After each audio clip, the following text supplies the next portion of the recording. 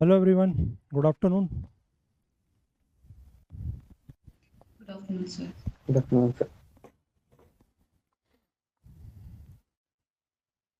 तो वो बेसिक वाला जो मैंने बताया था वो पढ़ के आए आप लोग,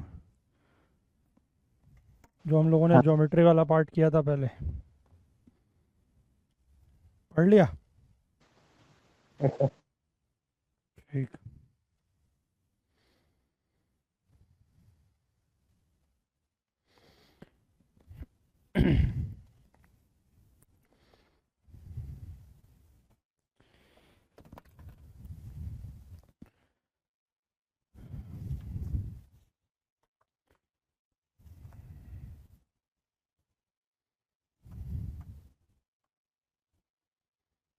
हमने वहाँ पर basic elements in geometry, point क्या होता है, लाइन लाइन सेगमेंट क्या होता है ना। Then what is ray types of line, intersecting line, parallel lines, perpendicular lines, perpendicular bisector. Angle क्या होता है, types of angle, that is acute angle, right angle, obtuse angle, reflex angle, ये सब देखा था। ठीक है, complementary angle, supplementary angle. Then we saw triangles.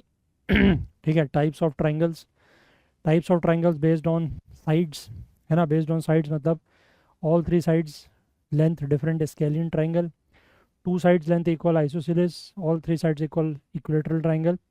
Then triangle based on angles, acute angle, right angle, obtuse angle, है ना। ये सब चीज़ें देखी थी। प्रॉपर्टीज ऑफ ट्राइंगल कि sum of all the three sides of a triangle is always length, sum of all three angles of a triangle is always equal to 180 degree. और एक मैंने प्रॉपर्टी आपको और बताई थी ट्राइंगल की, क्या थी बताइए? ट्राइंगल की एक प्रॉपर्टी मैंने आपको और बताई थी, क्या थी वो? बताओ। अभी तो आप क्या पढ़ के आए हो कल वाला, जो कल मैंने बोला था।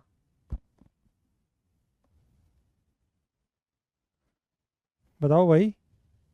Sum of any two sides is greater than the third side. हाँ, sum of any two sides of a triangle is always greater than the third side, है ना। ठीक है, इस बेसिक प्रॉपर्टी को लेके आई थिंक कहीं क्वेश्चन आया हुआ है यूपीएससी में, शायद किसी सीडीएस या एनडीए में मैंने देखा। एग्जैक्टली मुझे याद नहीं है बट क्वेश्चन आया हुआ है। ठीक है, then we learn about Pythagoras theorem. ठीक है, हमने एक एक्सटीरियर एंगल की प्रॉपर्टी वाला क्वेश्चन भी किया था कि exterior angle is equal to the sum of interior opposite angles, है ना। इसके बाद वी सॉ क्वाड्रिलेटरल्स। क्वाड्रिलेटरल्स मतलब पॉलीगन्स विद फोर साइड्स, उसमें डिफरेंट टाइप्स के हमने देखे थे। स्क्वायर, एरिया, पैरामीटर देखा था। देन हमने रेक्टेंगल देखा, उसका एरिया पैरामीटर देखा। फिर हमने पैरेललोग्राम देखा, रोम्बस, ट्रेपेजियम, है ना। प्रॉपर्टीज ऑफ क्वाड्रिलेटरल कि sum of all the angles of a quadrilateral is always equal to be 360 degree. ठीक है, इसके बाद डायगनल्स इन अ पॉलीगन, किसी भी पॉलीगन में कितने डायगनल होते हैं, वो हमने ये चीज़ पहले भी देखी थी। और अभी मैंने जब आपको पीएनसी कराया था वहाँ पर भी एनसी 2 - n करके हम लोगों ने नंबर ऑफ डायगनल्स देखे थे। ठीक है ना, क्लियर है बात? तो ये सारी कहानी थी पुरानी जो हमने बेसिक्स में करी थी। तो बेसिकली इस चैप्टर में हम लोग कुछ क्वेश्चंस करेंगे इसी से रिलेटेड।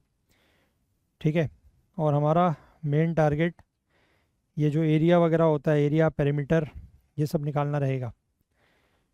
ठीक है, आज पहले ऐसा करते हैं, थोड़ा सा हम लोग जितने भी बेसिक फिगर्स हैं, है ना, मतलब जो हमारे काम के हैं, उनका हम एरिया पैरामीटर देख लेते हैं, है ना। वैसे तो आपको पता ही होंगे बट जितने भी हमारे काम के हमें लगते हैं, including all 2D and 3D, वो हम देख लेते हैं। ठीक है, उसके बाद टाइम बचेगा तो we will do the questions, नहीं तो फिर कल से क्वेश्चन स्टार्ट करेंगे। ठीक है, वैसे टाइम बचेगा, आई डोंट थिंक इतना ज़्यादा इसमें काम होगा। ठीक है, तो सबसे पहले let us start with a 1D figure. 1D figure मतलब वन डायमेंशनल। वन डायमेंशनल में जो चीज़ हमारे काम की है दैट इज लाइन सेगमेंट। ठीक है, लाइन सेगमेंट, क्योंकि लाइन की तो आप लेंथ निकाल नहीं सकते बिकॉज लाइन का कोई एंड नहीं होता, है ना। ये हम लोग बेसिक्स में देखा था।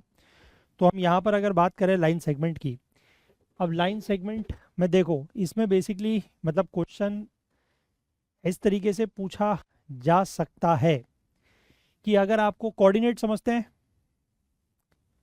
Do you understand coordinates? Yes और नो? कोऑर्डिनेट समझते हैं नहीं समझते हैं? अरे एक्स वाई जेड प्लेन समझते हैं? हाँ सर। तो कोऑर्डिनेट समझते हैं मतलब? हाँ। अगर मैं 2D प्लेन पे बात करूं, ठीक है, अगर मैं बात करूं इन आर 2D प्लेन, ठीक है, 2D प्लेन का मतलब है एक प्लेन, जैसे plane surface like this board, और आपकी जो कॉपी है वो एक प्लेन सरफेस है। उसमें 2D तो इसमें 2 ही डायमेंशनल होंगी, है ना, बट हम बात कर रहे हैं 1 dimensional figure that is line segment की। तो ऑब्वियसली बात है कि अगर कोई 2D प्लेन है, लेट से उसमें किसी पॉइंट के कोऑर्डिनेट ऐसे दिए होंगे x1 y1 हाँ। और x2 y2, ठीक है, these two are basically what, these are points. x1 y1 एक पॉइंट है, x2 y2 एक पॉइंट है, ठीक है। लेट से इसको अगर हम कुछ वैल्यू दें, लेट से 1,2 और लेट से 7,5, कोई भी रैंडमली पॉइंट हमने ले लिए, ये दो क्या है, दीज आर पॉइंट्स, ठीक है ना, पॉइंट है ये। अब इन दोनों पॉइंट को अगर हम ज्वाइन करते हैं तो व्हाट विल बी फॉर्म्ड, क्या बनेगा?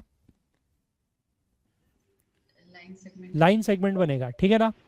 तो हाँ। अगर हमें उस लाइन सेगमेंट की लेंथ निकालनी है, हमें उस लाइन सेगमेंट की लेंथ निकालनी है, अगर हमें इस तरीके से दो कोऑर्डिनेट दिए हुए हैं या दो पॉइंट के कोऑर्डिनेट्स दिए हुए हैं और इन दोनों पॉइंट को हम ज्वाइन करेंगे तो we will line segment will be formed.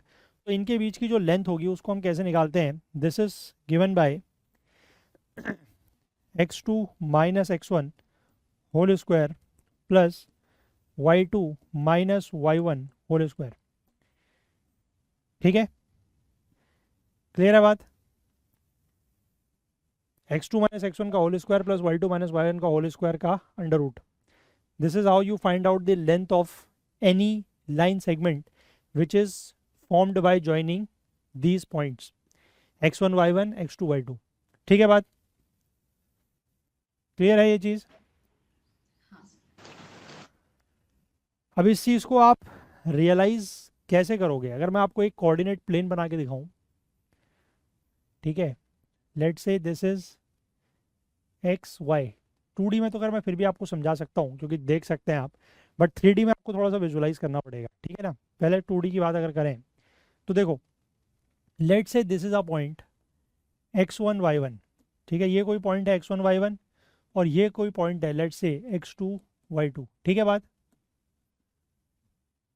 Clear है? अब इन दोनों पॉइंट्स को जब हम ज्वाइन करेंगे तो हमारा लाइन सेगमेंट ये बनेगा, यस और नो? Yes sir. हमें इसकी लेंथ निकालनी है, ठीक है। अब इसकी लेंथ देखो कैसे निकलेगी।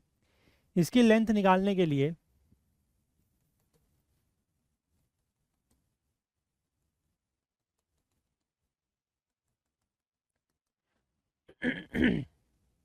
आप इस वाले ट्राइंगल पे फोकस करो, ठीक है। अगर मैं इसको एक नाम दूं, लेट से ए बी और सी, ए बी हमारा लाइन सेगमेंट है, आप इस ए बी सी ट्राइंगल पर फोकस करो, ठीक है।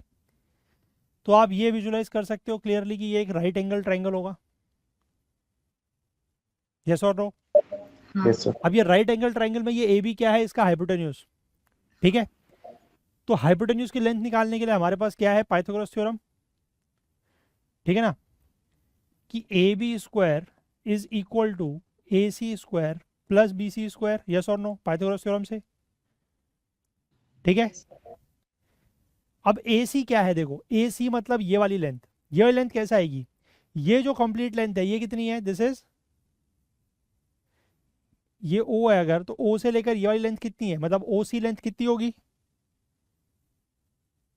x2। ओ सी लेंथ कितनी होगी, x2 होगी नहीं होगी, ये x2 कोऑर्डिनेट है ना, तो इसका ये पूरी की पूरी जो लाइन है, इस पूरी लाइन का x कोऑर्डिनेट तो सेम ही होगा ना। Yes sir. तो ये वाली जो लेंथ है ये x2 होगी नहीं होगी, ठीक है। यस। सिमिलरली ये वाली लेंथ जो है वो x1 होगी नहीं होगी, क्योंकि ये वाला पॉइंट का कोऑर्डिनेट x1 y1 है, तो ये पूरे लाइन का कोऑर्डिनेट जो है ऐसे करके ऊपर से नीचे तक कहीं भी आप चले जाए ऊपर को, वो उसके x कोऑर्डिनेट तो x1 ही होंगे, यानी कि उसकी लेंथ x1 होगी, यस और नो? Yes sir. तो ये वाली लेंथ जो है यानी कि AC की लेंथ कितनी आ गई, x2 माइनस x1, ये x2 है ये x1 है, तो ये x2 माइनस x1 हो गई, ठीक है। सिमिलरली अगर आप ये वाली लेंथ निकालेंगे, ये वाली पूरी लेंथ, तो ये पूरा लेंथ मतलब ये पूरा कोऑर्डिनेट, ये कितनी लेंथ होगी? ये y2 y2, ठीक है, और ये कितनी होगी? y1, ठीक है। तो ये लेंथ कितनी आ जाएगी? y2 माइनस y1, यस और नो? ठीक है। Yes. तो AC square is this, that is x2 minus x1 square, ठीक है, plus BC is y2 minus y1 square, ठीक है, and this is nothing but AB square. तो अगर आपको AB निकालना है तो इसका आप अंडर रूट कर देंगे, यस और नो? ठीक है बात? हाँ सर। तो यही चीज़ है जो मैंने यहाँ पर लिखी है, ठीक है, ये मैंने डायरेक्ट लिख दी यहाँ पर, और ये मैंने आपको पूरा समझा दिया कि ये चीज़ कैसे आती है, ठीक है। अब x1 x2 की जगह आप कोई भी पॉइंट्स रेंडमली, मतलब कुछ भी आपसे पूछा जाए कि दो पॉइंट्स के बीच में लेंथ, जो लाइन सेगमेंट है वो कैसे, उसकी लेंथ कितनी होगी, तो आप इस x1 y1 की जगह x1 y1 x2 y2 की जगह आप वैल्यूज रख लेंगे, ठीक है ना बात? Yes, sir. कोई डाउट है इसमें? कोई डाउट है तो बताएं। No, sir. अब यही चीज़ जो है, अगर हम इसमें z कोऑर्डिनेट भी इंक्लूड कर लें, मतलब देखो, अगर आप इसको ऐसे समझो कि जैसे ये प्लेन है, ठीक है, इस प्लेन में अभी ये लाइन ऐसे है ना, इस प्लेन पर रखी हुई है ये लाइन, जैसे ये मान लो मेरा हाथ जो है वो प्लेन है, इस प्लेन के ऊपर ये लाइन ऐसे है, ठीक है।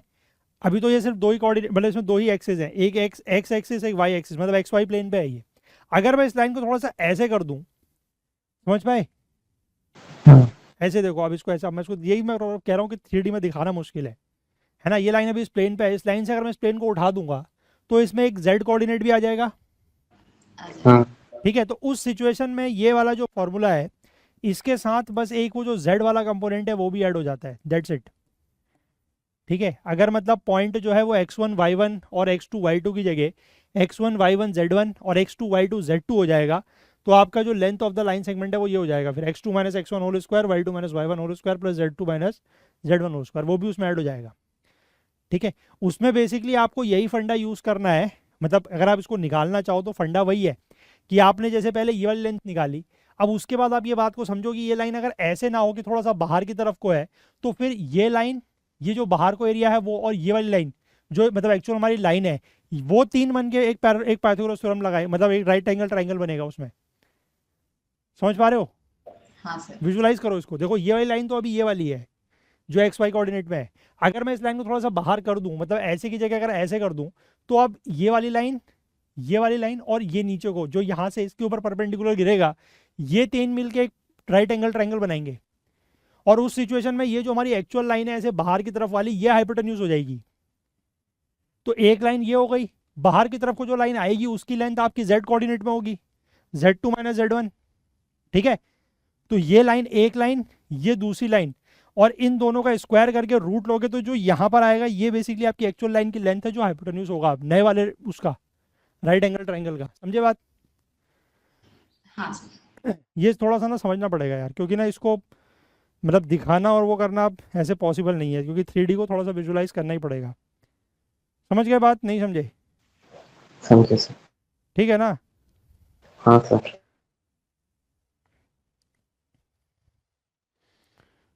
ठीक है। तो ये बेसिकली लाइन सेगमेंट की लेंथ निकालने का हो गया। तो 1D में तो बेसिकली एक ही चीज़ है, बट इसको लेकर एक क्वेश्चन आया हुआ है, ठीक है, आगे देखेंगे।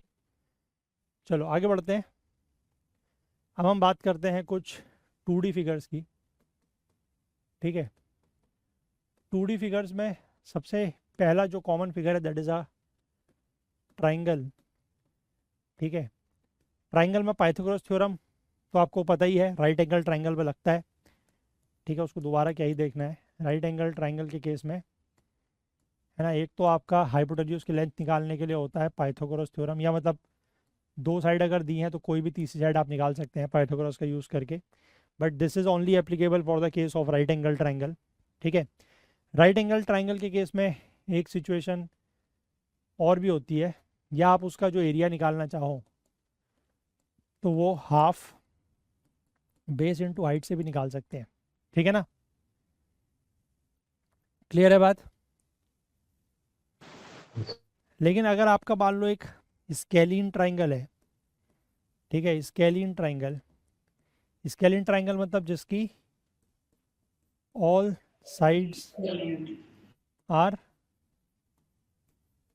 अनइक्वल, ठीक है, तो इसका अगर आपको एरिया निकालना है तो कैसे निकालेंगे? इसका एरिया निकालेंगे कैसे? Scalene triangle all sides are unequal, इसका एरिया कैसे निकलेगा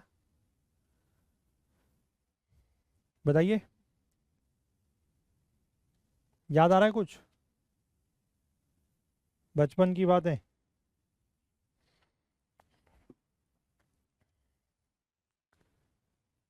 बताइए, यस और नो?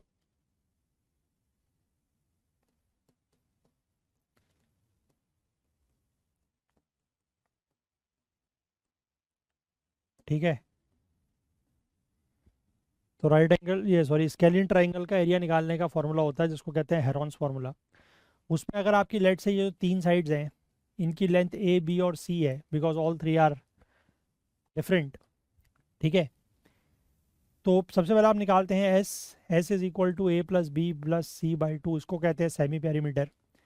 और इसके बाद आपको अगर एरिया निकालना है तो area is given by under root of s, s minus a, s minus b and s minus c, ठीक है, s into s minus a, s minus b, s minus c. Clear है बात? मतलब ये general formula है, scalene के case में भी एप्लीकेबल है, आप बाकी किसी और में ट्राइंगल में भी इसको यूज़ कर सकते हैं। ऐसा नहीं है कि इक्विलेटरल ट्राइंगल में या किसी और में ये यूज़ नहीं होगा, यूज़ सब में हो सकता है, ठीक है? क्लियर है बात? बट औरों के लिए और तरीके से भी निकाल सकते हैं, जैसे हाफ बेस इनटू हाइट करके आप निकाल सकते हैं, ठीक है ना? अगर हम बात करूं इक्विलेटरल ट्राइंगल की, ये यूज़ नोट कर लिया क्या? हाँ सर। नोट करते चलें साथ साथ।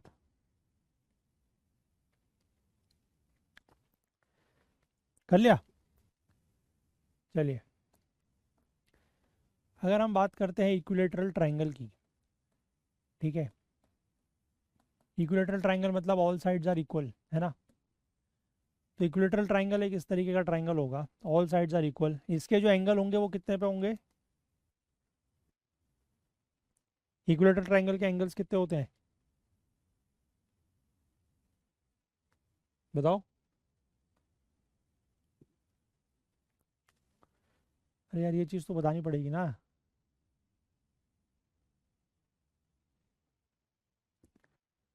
नहीं बताओगे?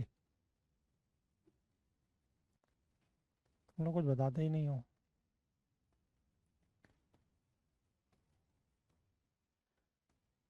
देखो इक्विलेटरल ट्राइंगल के जो एंगल्स हैं, आपको पता है कि sum of all the angles is, all three angles is 180, ठीक है? तो इक्विलेटरल ट्राइंगल के केस में because since all three sides are equal, तो all three angles are also equal and each angle is equal to 60 degree, ठीक है?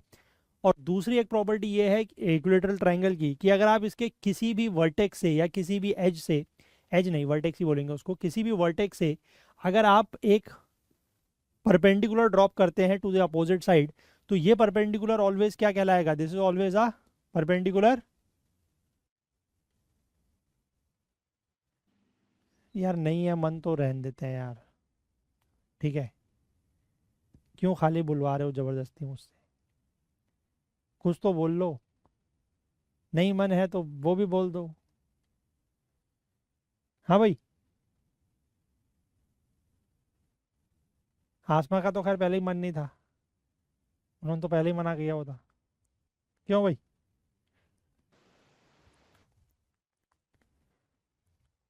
कुछ बोलोगे नहीं बोलोगे? सर इतना ही है सर, बोलो सर।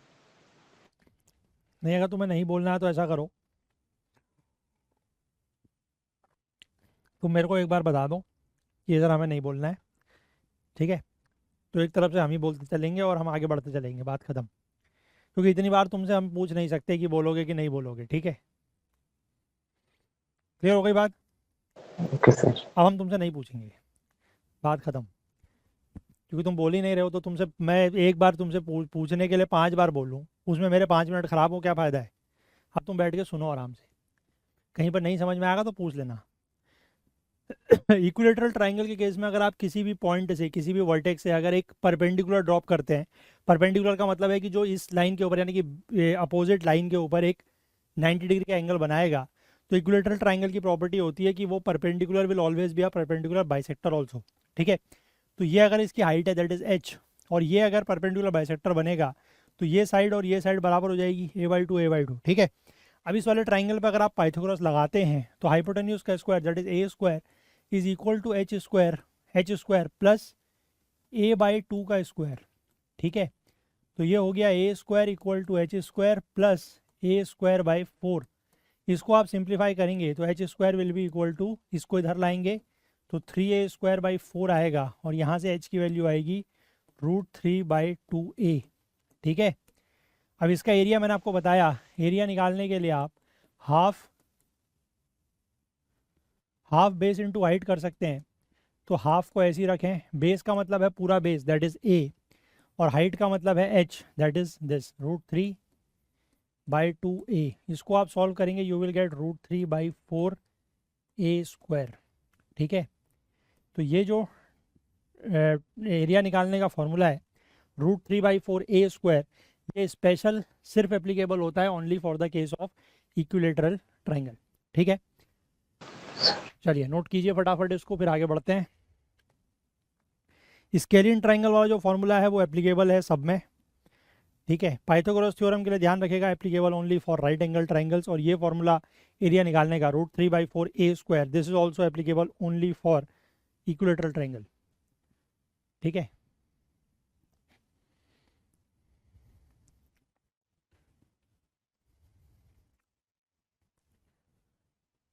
चलिए हो गया। Yes sir. Next next 2D figure 3D मतलब ट्राइंगल हो गया। इसके बाद अगर हम बात करें फॉर स्क्वायर, स्क्वायर एक ऐसी 4 साइडेड क्लोज पॉलीगन जिसके opposite sides are equal and parallel. ठीक है, तो यानी कि एक साइड अगर ए है तो इसका एरिया जो है वो बड़ा आसान सी बात है, दैट इज a स्क्वायर, और पेरीमीटर यानी कि परिधि जिसको हम बोलते हैं वो होती है 4 टाइम्स ऑफ a। ठीक है, length of both the diagonals are equal and both the diagonals also intersect at 90 degree. ठीक है, तो ये हो गया स्क्वायर। इसके बाद अगर मैं बात करूं रेक्टेंगल की, तो रेक्टेंगल एक ऐसा 4 साइडेड क्लोज्ड पॉलीगन जिसकी opposite sides are equal and parallel. ठीक है, और साथ ही साथ ये एंगल्स जो हैं वो 90 डिग्री। तो अगर इसकी लेंथ इज़ a और this is width is b, width या ब्रेड्थ उसको हम बोलते हैं, तो area is given by length into breadth, length into breadth और लेंथ इनटू विड्थ, इसको हम a इंटू बी बोल सकते हैं। And perimeter will be equal to a b that is twice of a plus twice of b which is 2a plus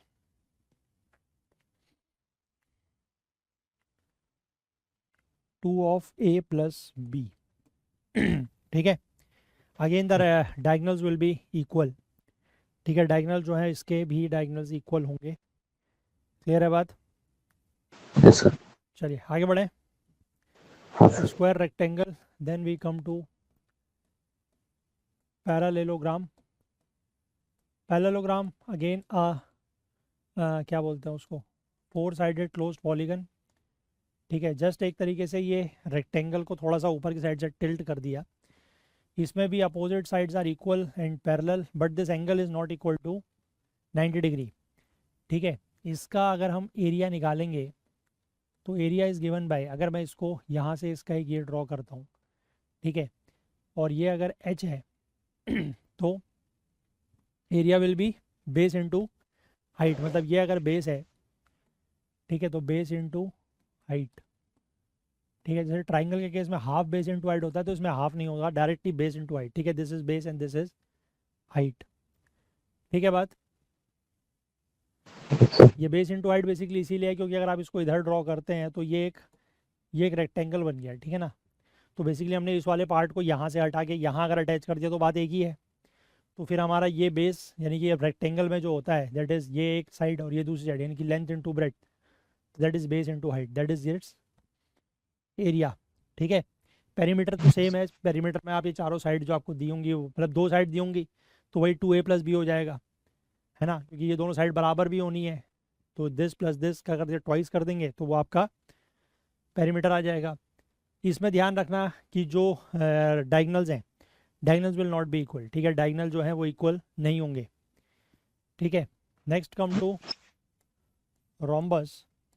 rhombus की अगर मैं बात करूं तो रोम्बस बेसिकली जिस तरीके से आपका ये है, पैरेललोग्राम आपका एक तरीके से इस रेक्टेंगल को थोड़ा सा टिल्ट करके बनाया है, उसी तरीके से रोम्बस जो है वो स्क्वायर को थोड़ा सा टिल्ट करके बनाया है। ठीक है ना, समझ गए बात।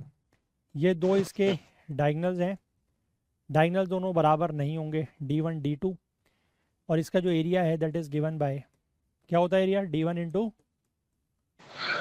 D2। ठीक है ना, मतलब जो दोनों डायगनल्स हैं उनकी लेंथ, उनके मतलब उसका लेंथ का मल्टीप्लिकेशन। सर और हाफ D1 D2 नहीं होता। हाँ half, sorry half, half d1 into d2। ठीक है, अच्छा, और इसमें एक चीज़ का ध्यान रखना कि ये चारों साइड तो बराबर होंगी, है ना, तो पेरीमीटर अगेन आपको एक साइड जो है उसका 4 टाइम्स। क्लियर है, yes sir. This is rhombus. अगर इसी में हम आगे बढ़ें, एक फिगर और है दैट इज ट्रेपेजियम। ठीक है, ट्रेपेजियम इज बेसिकली या this type of a figure कि इसमें ये दो साइड जो हैं वो सिर्फ पैरेलल हैं, दे आर नॉट इक्वल, और ये दो साइड जो हैं ये आपकी ज़रूरी नहीं है कि ये इक्वल भी हों। ठीक है, पैरेलल हो भी सकती है, नहीं भी हो सकती है, इक्वल नहीं है। ठीक है, अगर वैसे भी अगर ये दोनों साइड अगर आमने सामने वाली पैरेलल हो गई तो फिर वो पैरेललोग्राम बन जाएगा। ठीक है, Yes. तो इस केस में बेसिकली आपका जो एरिया होता है that is half of, you can say sum of parallel sides, sum of parallel sides into height. ठीक है, अगर ये इसकी हाइट है और ये अगर ए और बी है तो area will be given by half of b plus h into b plus a plus b into h. ठीक है बात। Yes, sir. और कोई 2D फिगर है क्या? मेरे हिसाब से तो और कोई 2D फिगर है नहीं, है क्या? Quadrilateral। क्वाड्रिलेटरल, ये सारे क्वाड्रिलेटरल ही तो हैं। क्वाड्रिलेटरल क्या होता है? क्वाड्रिलेटरल का मतलब होता है 4 साइडेड फिगर, है कि नहीं है?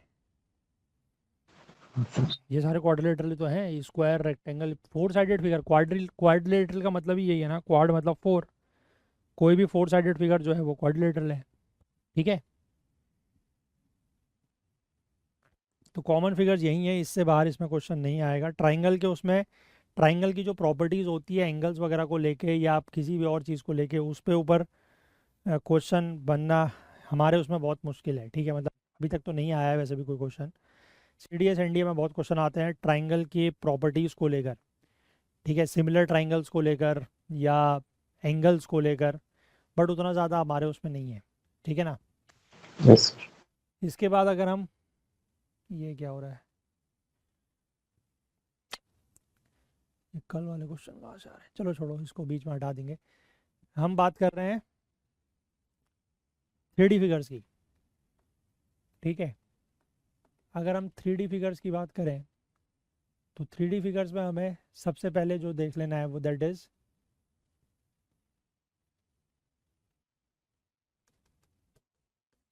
अ क्यूब। ठीक है, क्यूब की all 6 sides are equal. 6 sides, कितनी साइड होती है Yes, कोऑर्डिनेट sir. उसमें, फेस, फेस मतलब 6 फेस होंगे ना। ठीक है, मतलब all sides of a cube are equal, है ना। तो क्यूब का एरिया क्या होता है, सॉरी क्यूब में 3D फिगर्स में एरिया नहीं होता है ना, 3D फिगर्स में वैसे एरिया नहीं होता ओवरऑल। 3D फिगर्स में क्या होता है, Surface volume of volume. surface। ठीक है, तो वॉल्यूम की अगर हम बात करें तो volume will be a cube, a into a into a, all 3 sides a, तो volume will be a cube. इसमें दो तरीके का एरिया निकलता है, one is called as lateral surface area, ठीक है। Lateral surface area, lateral surface area का मतलब है कि आपका जैसे ये रूम है, ठीक है, लेट्स एज्यूम वो रूम जो है क्यूब शेप का है कि all the sides are equal, तो लेटरल सरफेस एरिया का मतलब है कि आपका जो 4 वॉल्स का एरिया है, ठीक है। कर्व अब surface area. Curved surface area भी कहते हैं उसको, yes, that is also known as a curved surface area या लेटरल सरफेस एरिया, ठीक है। That means the area of 4 walls. अब 4 वॉल्स का एरिया, ऑब्वियस सी बात है कि इसकी जो हर साइड होगी क्यूब की वो क्या होगी, will be a square, yes sir. ठीक है। तो हर साइड का यानी कि हर वॉल का जो एरिया है वो ए स्क्वायर होगा, because that is a square. और इस तरीके की 4 वॉल्स होंगी तो area will be given bye 4a square, ठीक है। और इसमें एक और एरिया आ जाता है, that is total surface area. मतलब जितने भी आपके कर्व्ड ये 3D फिगर्स है ना, उनमें सभी में ऐसी होगा, वॉल्यूम, लेटरल सरफेस एरिया और total surface area. Total surface area जो है वो कितना होगा, यानी कि आपका वॉल्स प्लस सीलिंग और फ्लोर सारा एरिया आप लेंगे, तो अगेन इसका मतलब है कि ये 6 स्क्वायर्स बनेंगे, ठीक है, बिकॉज इट्स अ क्यूब, तो everything will be a square, तो this will be 6a square, ठीक है। This is for the cube. Clear है बात? Yes sir.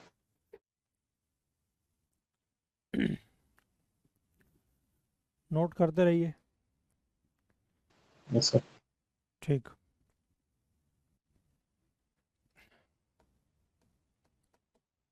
इसी में आगे बढ़ते हैं, तो that is a cuboid.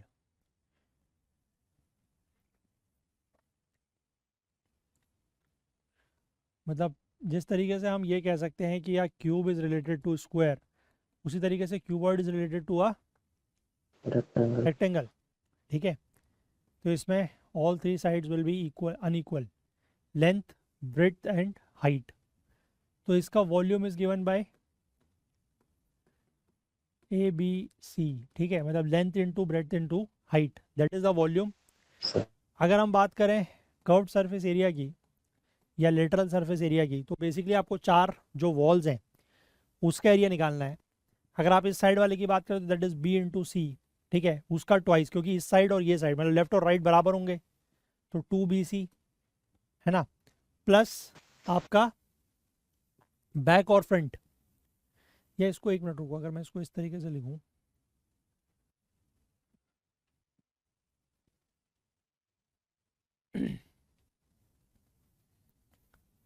Late us write this as length, this as breadth,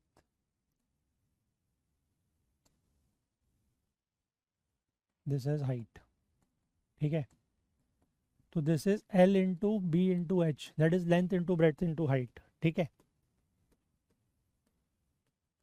curved surface area will be breadth into height और उसका ट्वाइस, है ना, क्योंकि लेफ्ट और राइट साइड, और पीछे की साइड और आगे की साइड, तो पीछे की side is length into height, ठीक है, तो twice of length into height, तो this is given by twice of l plus b. Clear है? सर। ठीक है ना।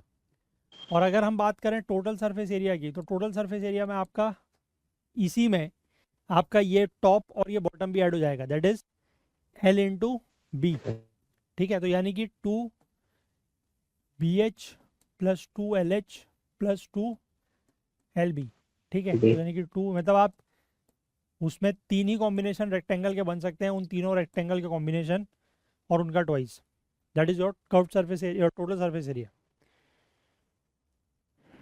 ठीक है बात? Yes sir.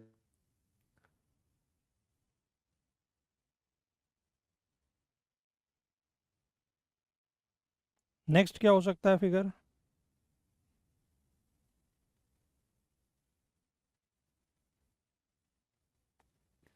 Next figure is cylinder.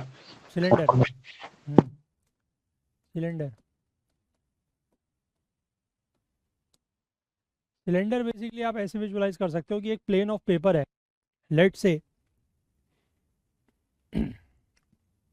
अगर ये मेरे पास एक प्लेन ऑफ पेपर है, और इस प्लेन ऑफ पेपर को अगर मैं ऐसे रोल कर दूं, ठीक है, इसकी ये साइड इसको इस साइड से ऐसे अगर मैं मैच कर दूं इस तरीके से, तो ये एक सिलेंडर बन गया।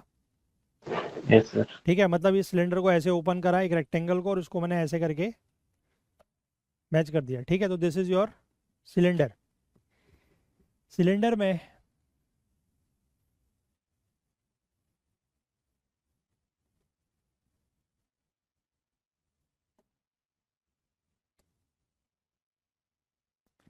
दिस इज योर हाइट, ठीक है,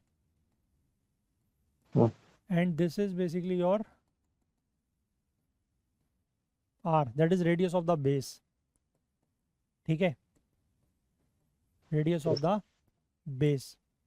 और अगर आप एक रेक्टेंगल को फोल्ड करके सिलेंडर बना रहे हैं, तो ये जो नीचे वाला बेस है, यानी कि आप ये समझिए कि नीचे वाले बेस का जो सर्कमफेरेंस होगा that is 2 pi R, that will be equal to the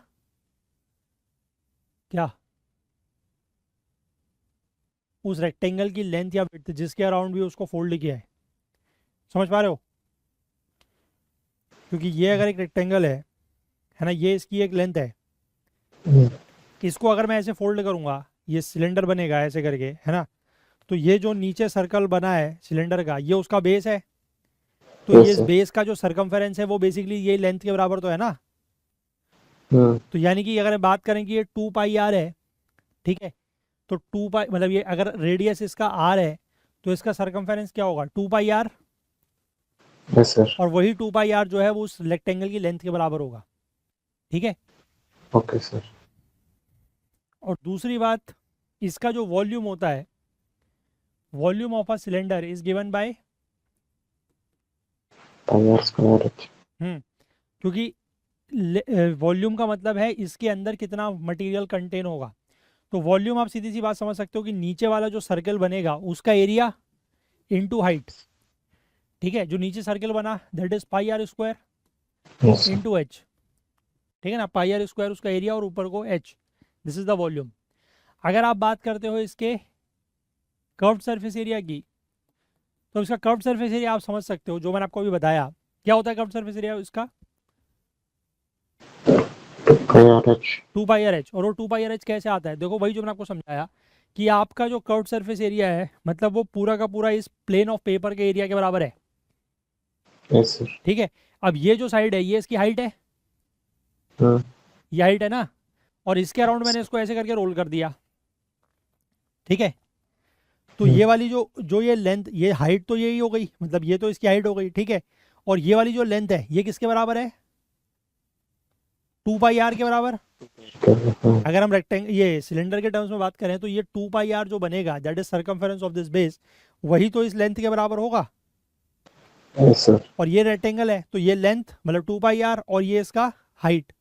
तो ये रेक्टेंगल हमें बेसिकली कर्व्ड सरफेस एरिया में इसी सरफेस का एरिया तो निकालना है ना पूरा। हाँ सर। तो वो लेंथ इनटू ब्रेड्थ तो गई, लेंथ बेसिकली उसकी क्या है, ये मतलब एच और ये 2 पाई आर।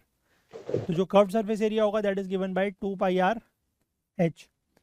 ठीक है, अब इसी में अगर आपको टोटल सरफेस एरिया निकालना है तो टोटल सरफेस एरिया में आपको क्या करना पड़ेगा, ये प्लस नीचे का और ऊपर का जो दो आपके सिलेंडर ये हैं सर्कुलर टॉप एंड बॉटम, उसको आप ऐड करोगे तो total surface area will be 2 pi R H plus 2 pi are square, है ना, क्योंकि 2 मतलब पाई आर स्क्वायर नीचे वाले का एरिया, पाई आर स्क्वायर ऊपर वाले का एरिया, तो 2 पाई आर स्क्वायर। तो इसको अगर आप यहाँ से कॉमन लेना चाहें तो 2 पाई आर अगर आप कॉमन लेते हैं तो this becomes H plus R, this is the total surface area of a cylinder. ठीक है, yes sir. Volume is given by pi are square H, cylinder curved surface area is given by 2 pi R H, total surface area is given by 2 pi R H plus are. ठीक है, तो cube हो गया, yes sir. Cuboid हो गया, cylinder हो गया। Next is कौन? कोन। ठीक है, और कोन में भी स्पेसिफिकली हमें जो बात करनी है दैट इज योर, क्या बोलते हैं उसको, कैसा? Right circular cone. Right circular cone समझते हैं ना।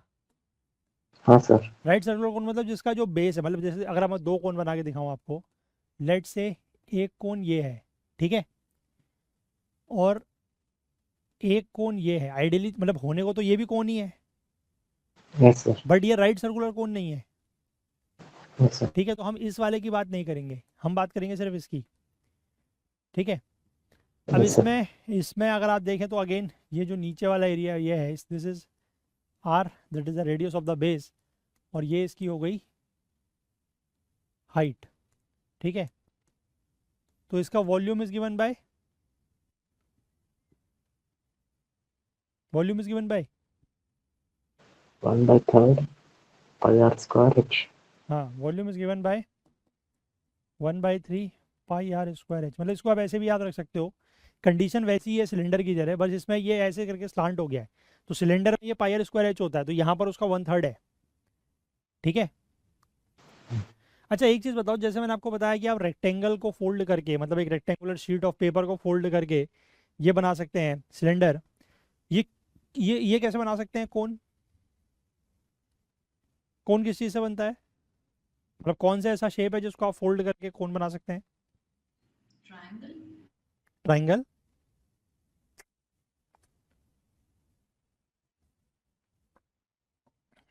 सोचो,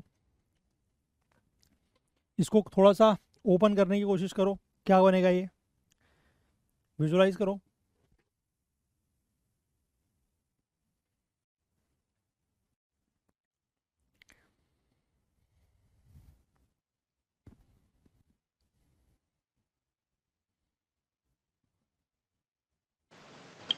सर्कल हो सकता है क्या सर? हम्म, सर्कल हो सकता है क्या? सर्कल, सर्कल को फोल्ड करके कोन बन जाएगा?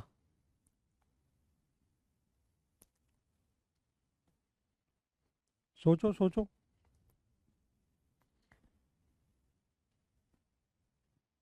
किस शेप को फोल्ड करके कोन बन सकता है?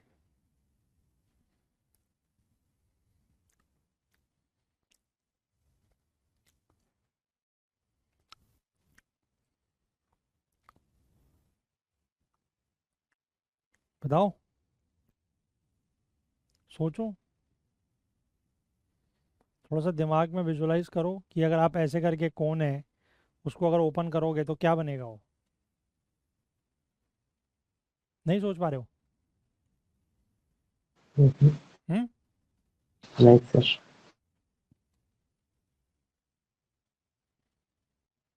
क्या ये, what is this, Hemisphere. Hemisphere? Semi circle. Semi circle यार, हेमिस्फीयर कैसे? आज घर जाके ट्राई करना है इस चीज़ को, ठीक है। एक ऐसा सेमी सर्कल लिया, इसका ये जो हाफ एरिया है, मतलब ये रेडियस, इस रेडियस के अलोंग इसको ऐसे पकड़ के, मतलब इन दोनों साइड्स को, ये जो दो साइड है इनको ऐसे पकड़ के आपस में मिला दिया, मतलब ये जब आप इसको रोल करोगे तो ये पॉइंट जो है वो टॉप बनेगा, ये वाला यस पॉइंट, सर. ठीक है ना। हाँ.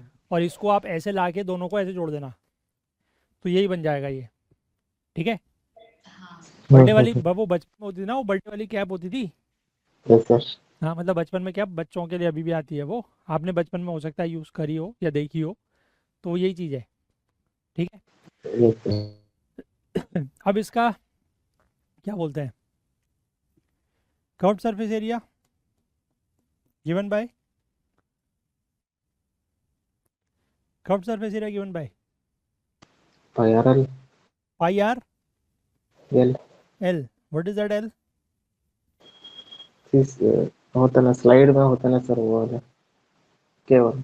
हाँ ये राइट सर. इसको बोलते हैं स्लांट हाइट, स्लैंट. हाँ स्लैंट है. ठीक है। और ये मतलब L square is equal to H square plus R square, मतलब वो तो पाइथागोरस ही हो गया ना,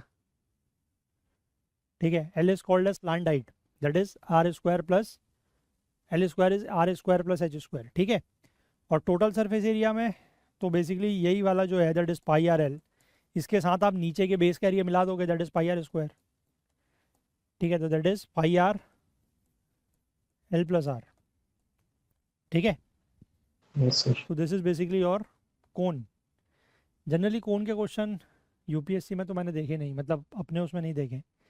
सीडीएस और एनडीए में तो ज्योमेट्री और मेंसुरेशन के क्वेश्चन बहुत आते हैं, ठीक है। और उनमें तो ये सब पूछा जाता है, उनमें तो बल्कि फर्स्ट टर्म तक पूछा है, ठीक है। Yes sir. फर्स्ट टर्म जानते हो क्या होता है? नहीं सर. तुम पढ़े नहीं फ्रस्टम बचपन में? याद नहीं सर। मैंने क्लास 10th में फ्रस्टम का मॉडल बना दिया था यार, बोर्ड्स में। तुम्हारे उसमें मैथ्स में प्रैक्टिकल होता था? नहीं सर, कुछ नहीं था, हम नहीं पीयूसी होता? में डायरेक्ट ही कर रहे थे प्रैक्टिकल। मैथ्स में नहीं होता था प्रैक्टिकल? मतलब मैथ्स में कुछ प्रैक्टिकल के नंबर नहीं होते थे कुछ? नहीं सर। हमारे उसमें तो होते थे यार, सीबीएसई में।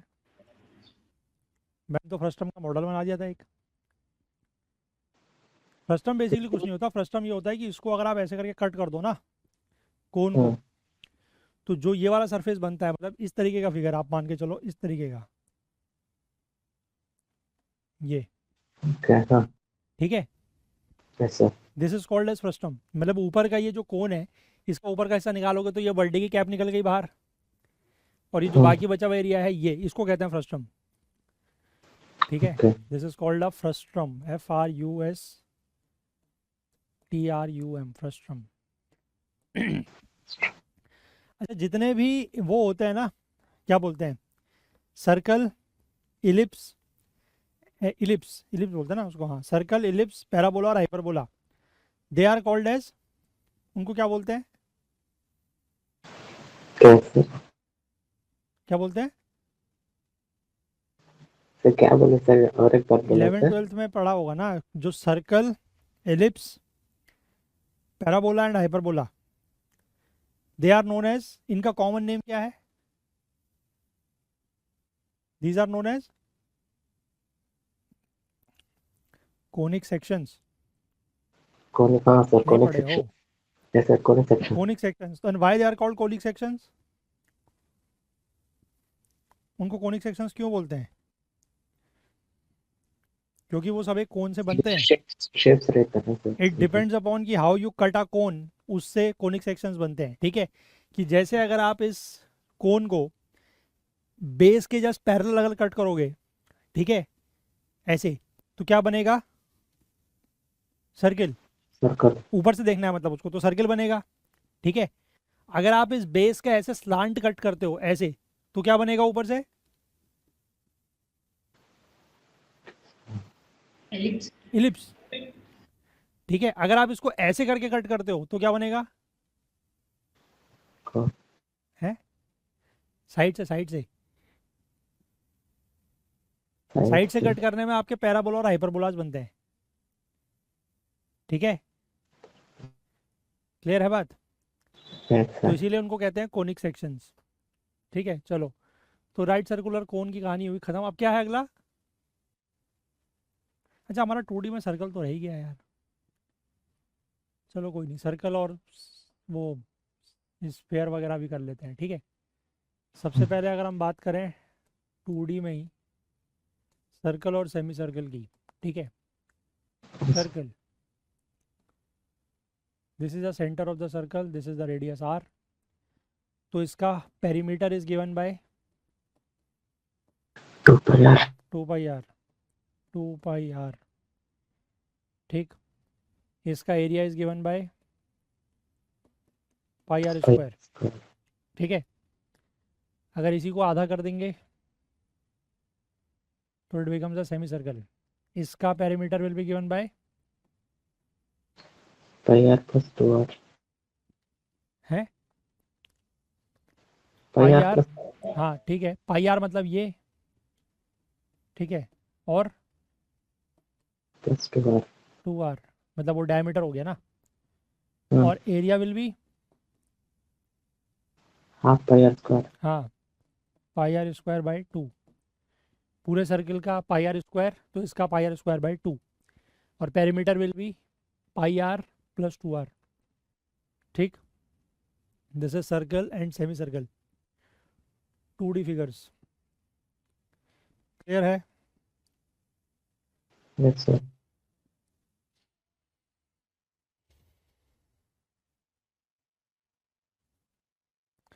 नेक्स्ट वी मूव टू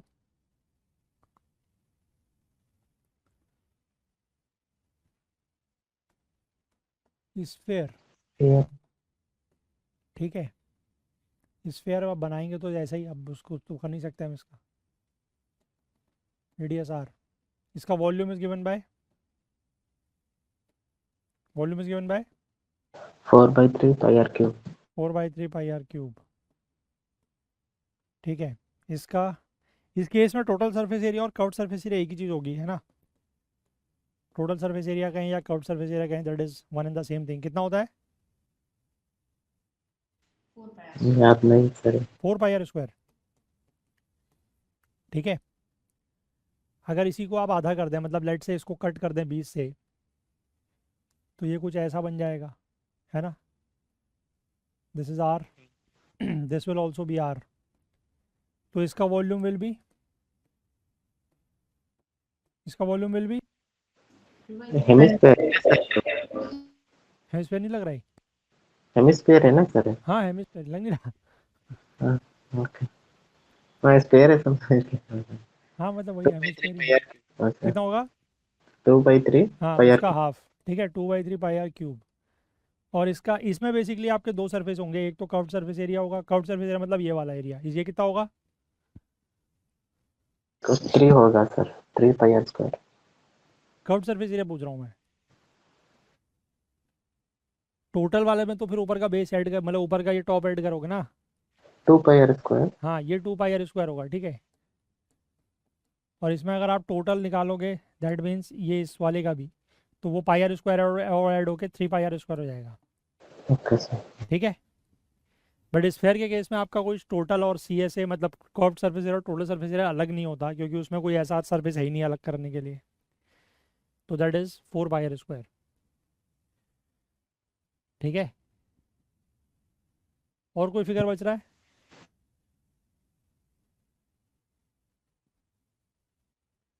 कुछ और बच रहा है तो बताओ।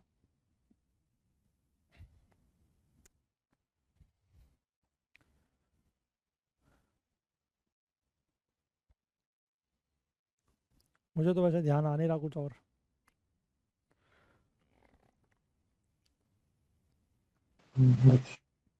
नहीं है? इतना तो हम्म, इतना तो है सर. थोड़ा क्लियर बोलो यार। इतना ही सर. यही है ना? हाँ सर. हम्म, ठीक है। तो अभी हमारे पास टाइम है, अब हम we will start with questions. ठीक है, क्वेश्चन आपको अलग से फिर से वैसे ही लिखने पड़ेंगे। तो अरे यार रुको, let's start with question number 1। लिखिए।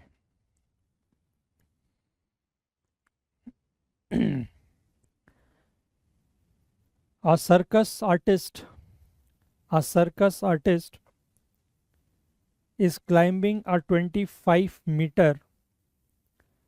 Circus artist is climbing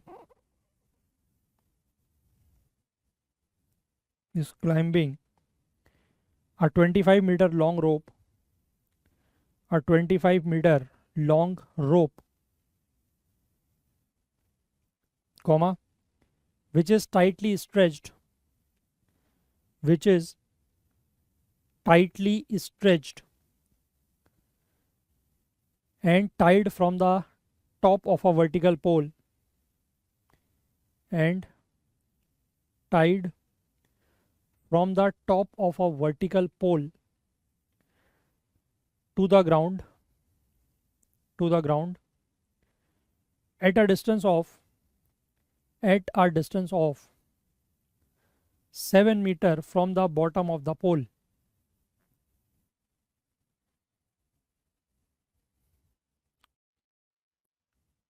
Full stop. Find the height of the pole.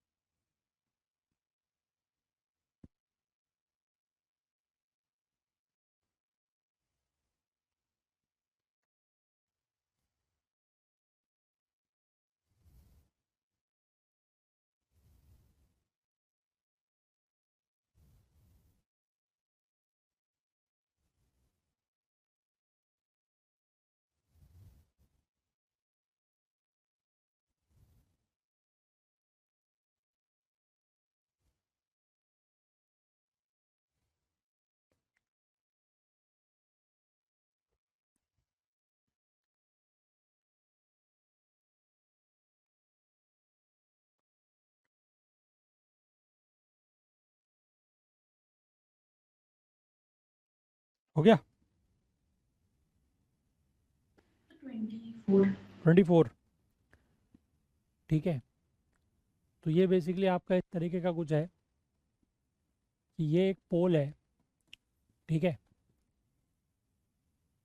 इस पोल से 7 मीटर की दूरी पर यहाँ से टॉप ऑफ द पोल पर एक रस्सी बांधी हुई है, rope is tied which is 25 metre length. तो आपको बेसिकली पोल की हाइट बतानी है, तो कुछ भी नहीं है, this is basically the application of Pythagoras theorem. ठीक है, तो पोल की अगर आपको लेंथ निकालनी है तो pole will be nothing but square root of 25 square minus 7 square. ठीक है, तो this is 625 minus 49 which is 576 under root this will give you 24। तो length of the pole is 24 meters. ठीक है, यस सर। क्लियर है? चलिए yes sir. अगला लिखिए।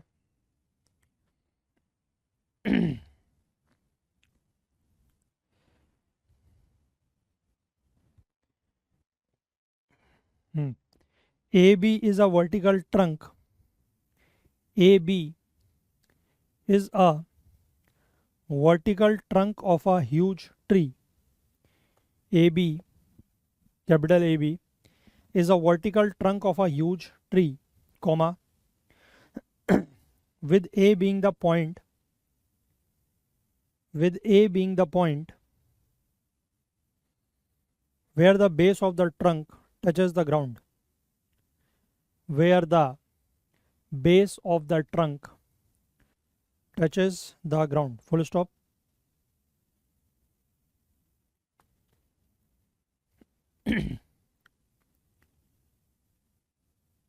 Due to a cyclone, due to a cyclone, comma, the trunk has been broken at C, capital C. Due to a cyclone, the trunk has been broken at C, which is at a height of 12 meter, which is at a height of 12 meter. ठीक, full stop. Broken part is partially attached to the vertical portion. Broken part is partially attached to the vertical portion of the trunk. Broken part is partially attached to the vertical portion of the trunk at C.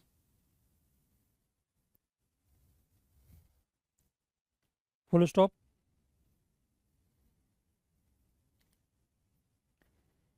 If the end of the broken part, if the end मतलब END, if the end of the broken part touches the ground at D, touches the ground at D, comma,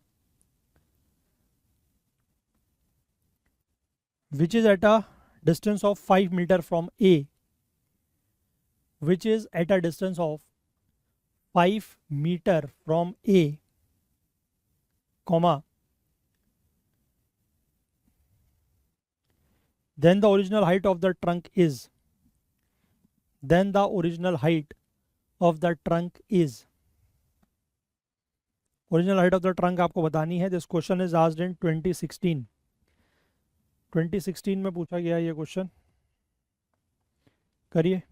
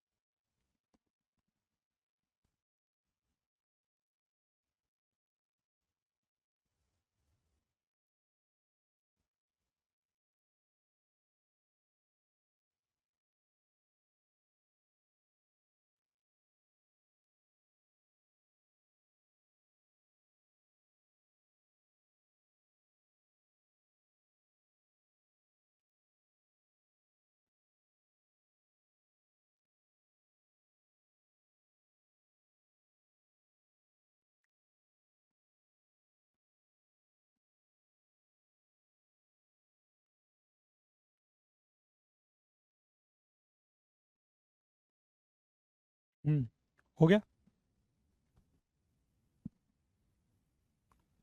done. 6 लिखिए।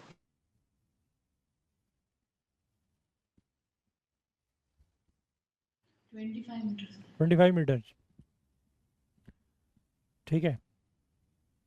देखो initially आपका ये एक tree trunk था, नीचे का part इसका ए, ऊपर का part B. Due to the cyclone ये यहाँ से कट हो गया, let's say this is c, और c is at a height of कितना, 12 मीटर, ठीक है। ये हाइट आपको दी हुई है कि ये 12 मीटर पर है, और यहाँ से ये कट हो गया। अब जब ये कट हुआ यहाँ से ब्रोक मतलब टूटा, तो उसके बाद ये वाला जो हिस्सा है ये गिर के इधर आ गया ऐसे, ठीक है।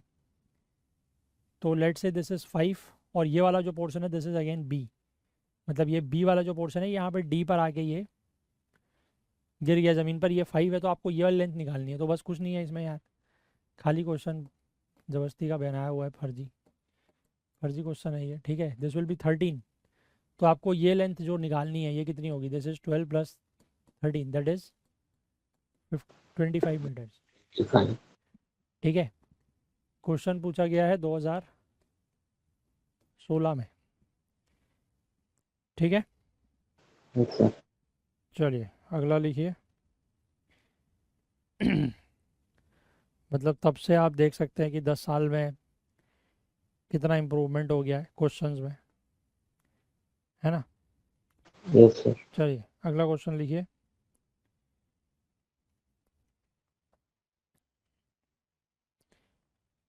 The area of a square,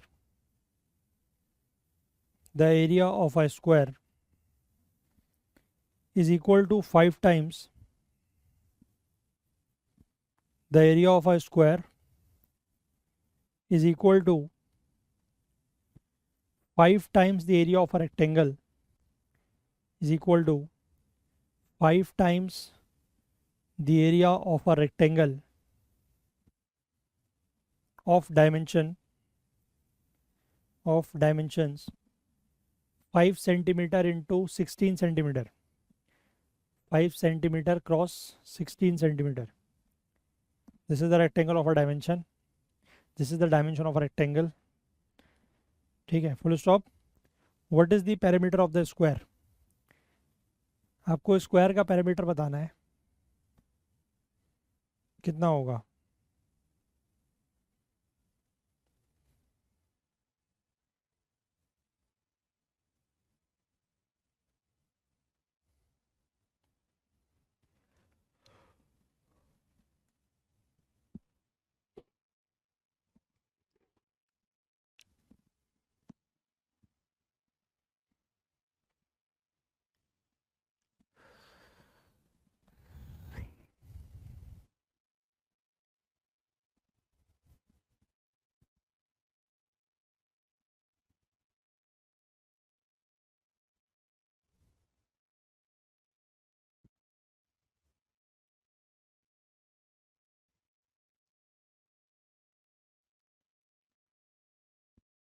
कितना आ रहा है,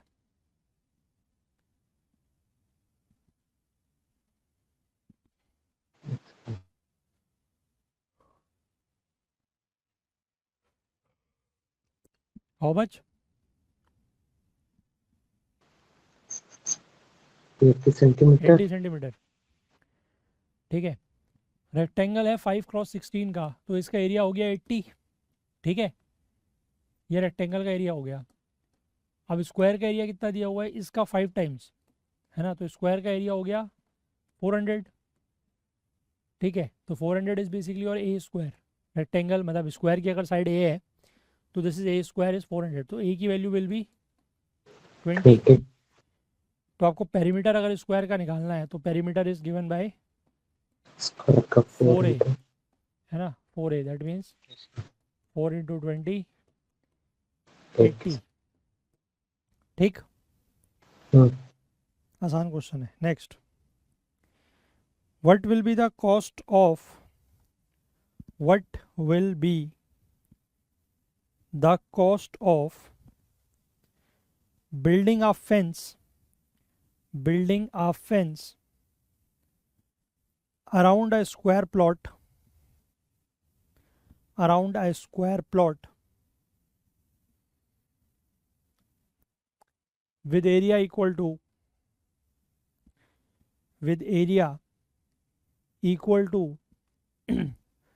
225 square feet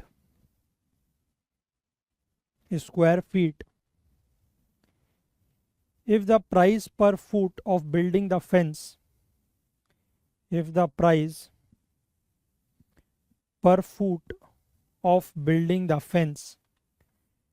is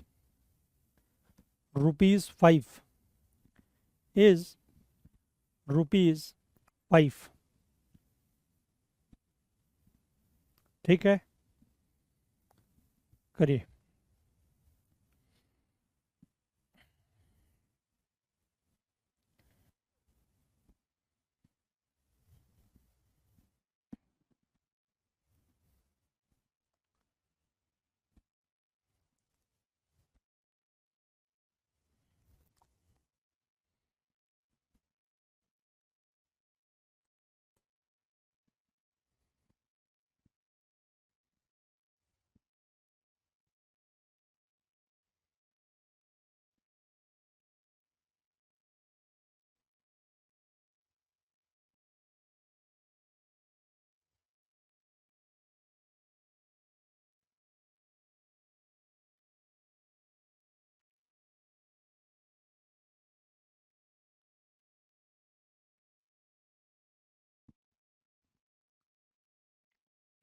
बताइए, आ गया?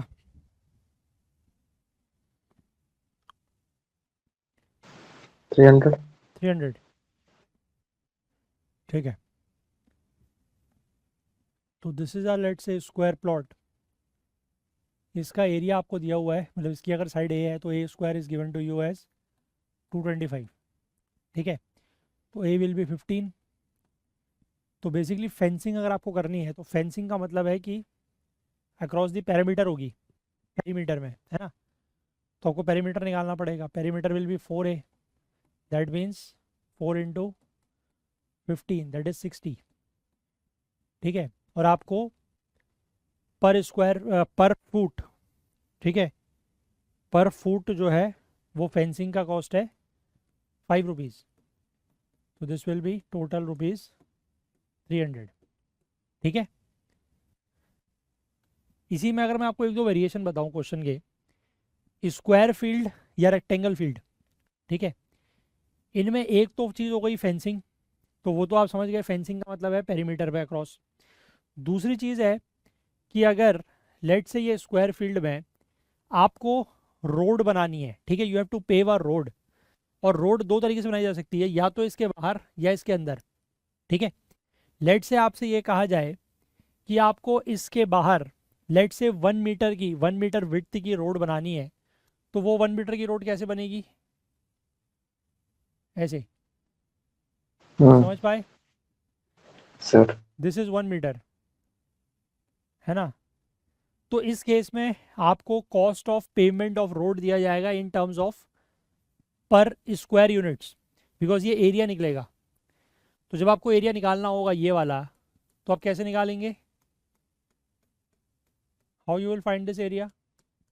अगर ये अंदर वाली लेंथ 5 है, ठीक है, this is length is 5, sorry not 5, 15, है ना, दिस इज 15, और ये अगर 1 मीटर की विड्थ है, तो ये टोटल बाहर वाली कितनी हो जाएगी? 16। अब यहाँ भी 1 आएगा, यहाँ भी तो 1 आएगा, 1 पूरा साइड में आएगा ना, तो ये पूरा 1 और ये 1 दो नहीं हो जाएंगे? तो ये पूरा कितना हो जाएगा? 17, ठीक है। तो अगर आपको इसका एरिया निकालना है तो आपके पास दो तरीके हैं, या तो आप इन स्ट्रिप्स का एरिया निकाल के ऐड करो, या फिर ये बाहर वाले का एरिया निकालो, अंदर वाले का एरिया निकालो, माइनस कर दो, ठीक है। तो यानी कि 17 का स्क्वायर ये बाहर वाला एरिया हो गया, माइनस 15 का स्क्वायर ये अंदर वाला एरिया हो गया।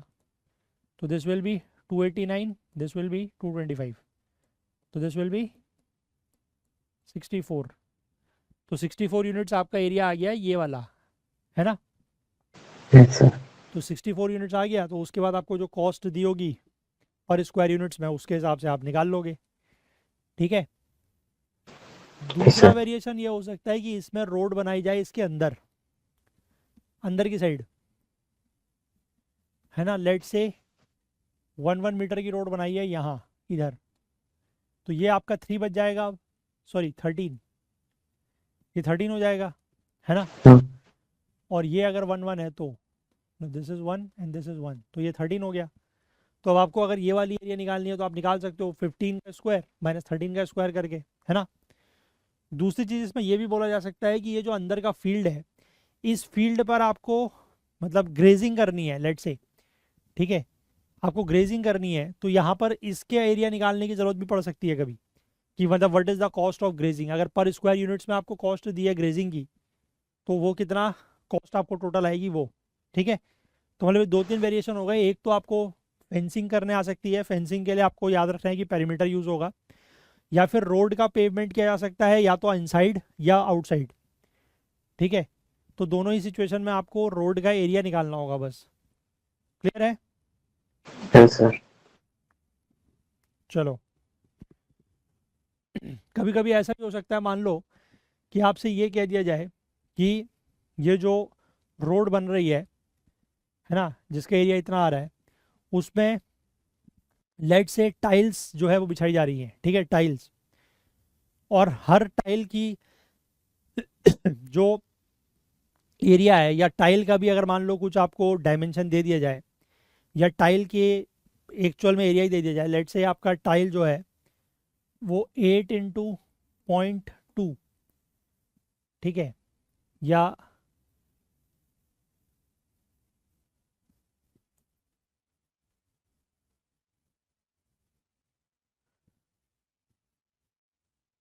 1 × 1.6, या 1 × एक मिनट,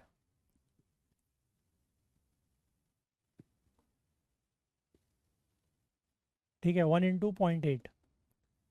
तो ये बेसिकली आपका डायमेंशन है एक टाइल का, ठीक है। तो how many tiles will be used to pave this road, कितनी टाइल्स यूज होंगी। तो ये बेसिकली यहाँ से आप एक टाइल का एरिया निकाल लेंगे, दिस विल बी 0.8, है ना। टोटल आपको एरिया पेव करना है इतना, दैट इज 64 डिवाइडेड बाय 0.8, तो total tiles will be used 80 tiles will be used, ठीक है। तो ये भी पूछा जा सकता है डायरेक्ट, आपको हो सकता है कि टाइल का एरिया दे दिया जाए, या टाइल्स के डायमेंशन दे दिए जाए, या टाइल्स हो सकती है, ब्रिक्स हो सकती है, कुछ भी हो सकती है। और ये पूछा जा सकता है कि यहाँ पर कितनी टाइल्स यूज होंगी, तो जितना इसका टोटल एरिया है divided by the area of a single tile या सिंगल ब्रिक, डिवाइड करके निकाल लेंगे, ठीक है ना। Yes sir. मतलब ये कुछ बेसिक वेरिएशंस जो हैं वो इस क्वेश्चन में हो सकते हैं, ठीक है। चलिए नेक्स्ट लिखिए। The area of a square, the area of a square is 256 centimeter square, 256 centimeter square या square centimeter, full stop.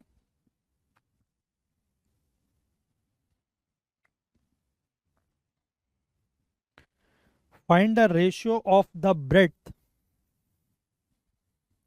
find the ratio of the breadth and the length of a rectangle, find the ratio of the breadth and the length of a rectangle whose length is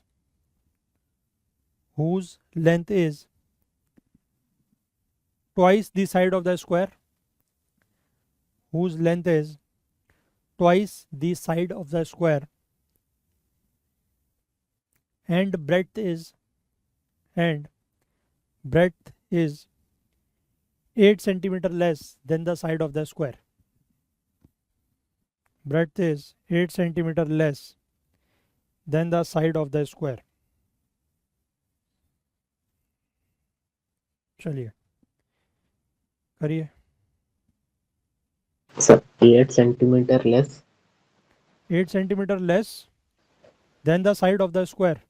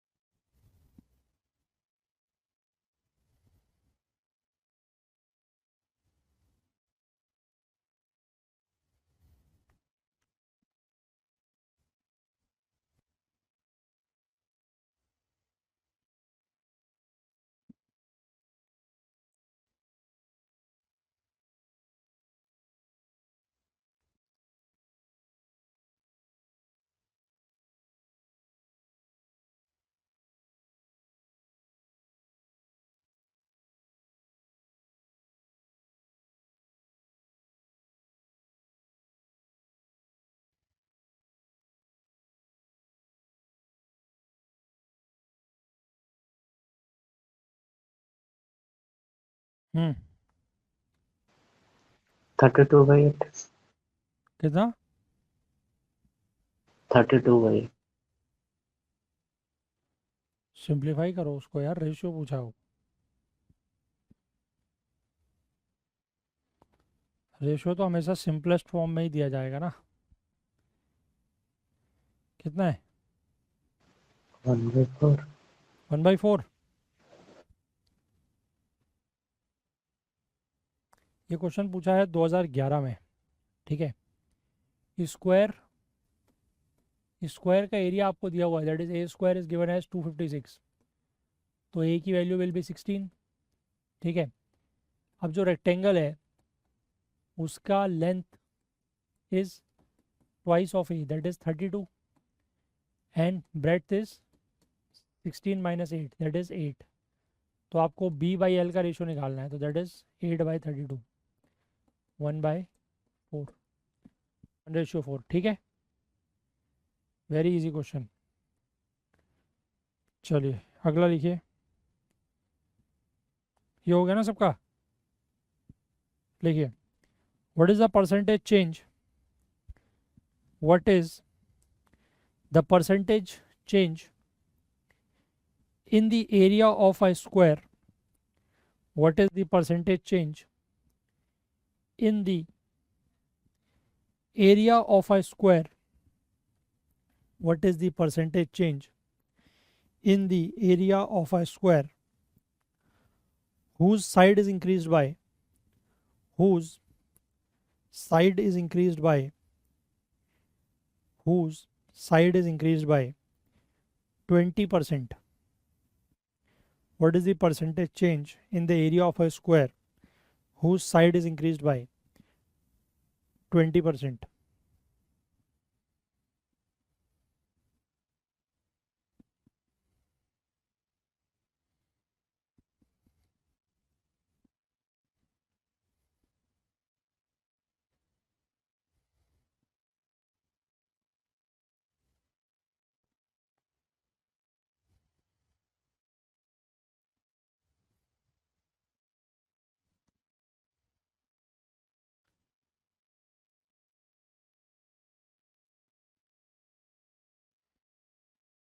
So 44.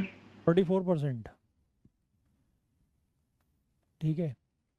अगर side a है तो area A square है, side अगर 1.2 ए हो गई तो area कितना हो जाएगा? 1.2 ए का square, that means 1.44 a square.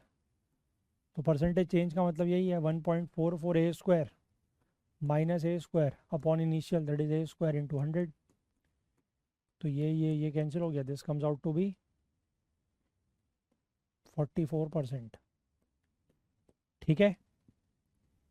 Very easy question है ना। चलिए write down next. A gardener, a gardener increased the area of his rectangular garden, a gardener increased the area of his rectangular garden by increasing its length by 40%, by increasing its length by 40% and decreasing his width, and decreasing his width by 20%. The area of the new garden is, the area of the new garden is increased by 20%, increased by 12%, increased by 8%, or is exactly the same as the old area? बताइए। Again I think very easy question.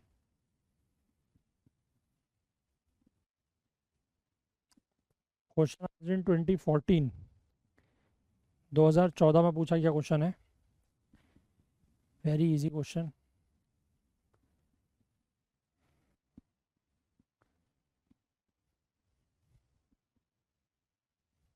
Increase by 12%. Increase by 12%। हाँ. ठीक है, तो original अगर हम बात करें तो ओरिजिनल लेंथ और ब्रेड्थ थी, ठीक है। बाद में जो एल डैश है मतलब न्यू लेंथ है वो कितनी हो गई 1.4 एल, और बी डैश कितना हो गया 0.8 बी, ठीक है। तो यहाँ पर ओरिजिनल एरिया था एल बी, न्यू एरिया हो जाएगा 1.4 इंटू 0.8 एल बी, ठीक है। This will be equal to 1.12 L B, है ना। तो 1.12 L B that means 12% increase, ठीक है। अच्छा, मैं एक चीज़ ये सोच रहा हूँ, अगर आप लोग एग्री करोगे तो, ठीक है। जैसे ये हमारा कोर्स इस मंथ में एंड हो जाएगा, है ना। उसके सर। बाद आपके पास मार्च पूरा है और अप्रैल पूरा है, यस सर। ठीक है। तो आप जब भी कहो, मैं ये सोच रहा हूँ कि हम लोग कुछ क्वेश्चंस की प्रैक्टिस करें यहाँ पर लाइव, ठीक है। मिसलिनियस टॉपिक्स, मतलब not a single topic, let say पूरा जो हमारा सिलेबस है उसको हम at max divided in 5 classes, ठीक है। At max okay sir. 5 classes मतलब 5-5 क्लास में पूरे टॉपिक, ठीक है ना। Okay sir. तो उसके लिए अगर मैं कुछ शेड्यूल बनाना चाहूँ तो क्या आप एग्री करेंगे, हाँ सर। है ना। तो कब का प्लान करें उस चीज़ को फिर हम, मतलब वो बेसिकली एक रिवीजन टाइप हो जाएगा, है ना। उसमें मैं आपको वो दे सकता हूँ शेड्यूल अगर आप चाहें तो, कि मतलब लेट से 2 क्लासेस मार्च में, 2 क्लासेस अप्रैल में और 1 क्लास मई में, ओके सर। ठीक है। लेट से मतलब वही 15-15 दिन के बाद मान लीजिए, हम्म। ठीक है। तो उन 15 दिन में मैं एक्सपेक्ट कर रहा हूँ कि आप, मतलब वैसे आप अपने पेस पर कर सकते हो, मतलब मैं ये चाह रहा हूँ कि जो वो है क्या बोलते हैं टॉपिक्स, है ना, कि 15 दिन के जैसे हम लेट से स्टार्ट विद, मतलब अगर हम क्वांट और रीजनिंग को अगर मिक्स करके चलें तो जैसे हमने जो शुरुआत के 5 टॉपिक किए हैं, ठीक है ना। लेट से वो 5 टॉपिक हमारे पहले सेशन में आएंगे, तो आपके ओके सर। पास, और लेट से हम उसकी डेट डिसाइड करें लेट से 15th ऑफ मार्च, ठीक है। तो 15th ऑफ मार्च तक आपको बेसिकली वो 5 टॉपिक जो हैं वो रिवाइज कर लेने हैं, ठीक है। उनमें जो भी चीज़ें हैं, मतलब जो भी हमने करा है क्लास में, या आपके जो ये हैं क्या बोलते हैं असाइनमेंट असाइनमेंट। शीट है या PYQs हैं, जो भी है वो सब आप रिवाइज करके तब तक आप आइए, है ना। और उसके बाद हम उसको यहाँ पर मतलब लाइव करेंगे, ठीक है। लाइव इन द सेंस कि मतलब ऐसे ही जैसे आपको क्वेश्चन दिया जाएगा, ठीक है। It will be a very fresh question, और कोशिश ये करी जाएगी कि आप उसको, मतलब जैसे 1 घंटे का टाइम है तो 1 घंटे में आप कोशिश करेंगे कि 20 क्वेश्चन उसके जो हैं वो आप सॉल्व कर पाएँ, ठीक है। Okay sir. तो क्या आप इस चीज़ के लिए रेडी होंगे, हाँ सर। बाकी लोग, आसमा। हाँ सर। लेकिन फिर सर तो उसमें वही है कि पढ़ के आना पड़ेगा यार, ठीक है। Yes sir. और उसमें बेसिकली मैं आपको हर क्वेश्चन जो है वो, जैसे अगर हम मान लीजिए 1 घंटे का सेशन करते हैं तो 1 घंटे में 20 क्वेश्चन अगर हम रखेंगे लेट से, है ना, क्योंकि 2 घंटे में 40 क्वेश्चन करने हैं, तो 1 घंटे में 20 क्वेश्चन, ठीक है। मैं आपको हर क्वेश्चन जो है वो 3 मिनट के हिसाब से दिखाऊंगा, ठीक है। टाइमर भी हम यहाँ पर चलाएंगे, यहाँ पर इसमें टाइमर का ऑप्शन होता है ऐसे करके, है ना। तो इसमें मैं आपके लिए ऐसे 3 मिनट का टाइमर स्टार्ट करूँगा, ठीक है। और ये 3 मिनट का टाइमर, हर क्वेश्चन में आपको सिर्फ 3 ही मिनट दिए जाएंगे, और जैसे ही 3 मिनट पूरे हो जाएंगे मैं क्वेश्चन आगे बढ़ा दूंगा, यस सर। ठीक है। Yes sir. मतलब ये चक्कर नहीं कि आप किसी क्वेश्चन को बैठ के 5-5 मिनट तक लगे हुए हैं, क्योंकि मेरा टारगेट है कि आपको with in the time question solve करना है। क्योंकि अभी तो बेसिकली ये होता है ना, कि कभी कभार किसी क्वेश्चन में ज़्यादा टाइम लगा लेते हैं, पर वो नहीं करना है। मतलब एग्जाम में भी आपको यही अप्रोच फॉलो करनी है कि आपके पास हर क्वेश्चन के लिए जितना टाइम है, अगर उससे कम टाइम में वो हो गया तो बढ़िया है, टाइम बच जाएगा। लेकिन वो तो चलो मतलब बेनिफिशियल चीज़ है कि अगर कम टाइम में हो गया, लेकिन हार्मफुल वो तब है अगर ज़्यादा टाइम ले रहे हो आप, ठीक है। तो हमें वो जो ज़्यादा टाइम लेने वाली सिचुएशन है उसको अवॉइड करना है ना। तो श्योर उसको सर। एग्ज़ाम में तो चलो आप खुद ही करोगे, वहाँ पर तो कोई होगा नहीं, बट यहाँ पर मैं आपको लिए वो चीज़ फोर्सफुली अवॉइड करूँगा, ठीक है। फोर्सफुली अवॉइड वैसे ही करा जाएगा कि 3 मिनट का टाइम है और उस 3 मिनट के टाइम में मैं आपको हर 3 मिनट के बाद क्वेश्चन चेंज कर दूंगा। आपने उससे पहले कर लिया बहुत बढ़िया, नहीं करा तो भी बहुत बढ़िया, फिर हम नेक्स्ट क्वेश्चन पे चलेंगे, ठीक है। ठीक है सर। तो क्या आप इस चीज़ के लिए रेडी रहेंगे? हाँ सर। आसमा, हाँ हाँ हाँ सर, मैंने हाँ सुशांत, बोला। सुशांत, क्योंकि 3 ही लोग हैं भाई, भाग्य से तो मैं क्या ही बात करूं, है ना। क्या बोलते हैं भाई, सुशांत है हमारे साथ? ठीक है ना, क्योंकि इससे थोड़ा सा ना प्रैक्टिस हो जाएगी, घर पे बैठ के प्रैक्टिस आप करोगे ही वैसे, बट फिर भी मैं चाहता हूँ कि थोड़ा सा प्रैक्टिस हम लोग यहाँ पर भी कर लें, ठीक है। Yes sir. तो कुछ अच्छे क्वेश्चंस हम लोग ट्राई करेंगे हर टॉपिक से, 20 क्वेश्चन का ही रखेंगे, एक सेशन ज़्यादा नहीं, है ना। तो उसका वही रहेगा कि 1 घंटे में आप लोग क्वेश्चन करेंगे और उसके बाद अगले 1 घंटे में हम उनके आंसर डिस्कस कर लेंगे फटाफट, ठीक है। Yes sir. तो 2 घंटे के हमारे इस तरीके से 5 सेशन हम लोग रख सकते हैं, ओके सर। है ना। सर। हाँ, तो उसका मैं आपको एक शेड्यूल बना के दे दूंगा, मतलब after the end of this, है ना, कि मतलब किस दिन हम लोग क्या करें। बेसिकली उसमें कुछ ज़्यादा कुछ नहीं करना है मुझे तो, कि 15-15 दिन के एंड ड्यूरेशन में 5 सेशन कर रहे हैं, है ना। उसकी डेट भी मैं आपको बता दूंगा और उन सेशंस में हम लोग फिर से मिलेंगे, क्योंकि इसके बाद नहीं तो वही है, आपको खुद ही आप अपने उस पे हैं, है ना। बट उससे क्या होगा, थोड़ा सा प्रैक्टिस हो जाएगी हमारी, सर। क्योंकि हमारे पास टाइम अभी है ना। मार्च में 2 महीने, मतलब 1 महीना पूरा मार्च, 1 अप्रैल और मई का भी लास्ट में जाके पेपर है, तो एक सेशन हम लोग मार्च अप्रैल में भी मई में भी ले सकते हैं, ठीक है। मई वाले सेशन को हम लोग कोशिश करेंगे कि 10 तारीख से पहले पहले ले लें, ठीक है, ताकि 10 मई तक आप लोगों को हम अपनी तरफ से फ्री हो जाएंगे, आप फिर आप अपना रिवीजन करते रहिए लास्ट में, ठीक है। Yes sir. ठीक रहेगा ना ऐसा? हाँ सर। थोड़ा सा हाँ प्रैक्टिस होगी, क्योंकि वही है कि वैसे तो खैर आप टेस्ट सीरीज वगैरह कर ही रहे हैं, लेकिन थोड़ा सा मैं चाह रहा हूँ कि यहाँ पर भी करें, क्लियर है। Sure sir. क्योंकि इस बार कुछ भी हो जाए ये पेपर नहीं छूटना चाहिए, ठीक है। Yes sir. जीएस तो आपकी खुद की जिम्मेदारी है, बट सी सेट नहीं इस बार वो होना चाहिए गड़बड़, ठीक है। जीएस भी होना चाहिए वैसे, तभी सी सेट निकलेगा, फ़ायदा है, बट अब जीएस के लिए तो मैं कुछ कर नहीं सकता, है ना, वो तो आप खुद ही कर रहे हैं। बट सी सेट का हम लोग इस बार पूरी कोशिश करेंगे कि सी सेट ज़रूर क्लियर होना है, ठीक है। Okay sir. चलिए लिखिए अगला क्वेश्चन, ये वाला तो हो गया ना। अगला लिखिए। An agricultural field, an agricultural field is in the form of a rectangle. An agricultural field is in the form of a rectangle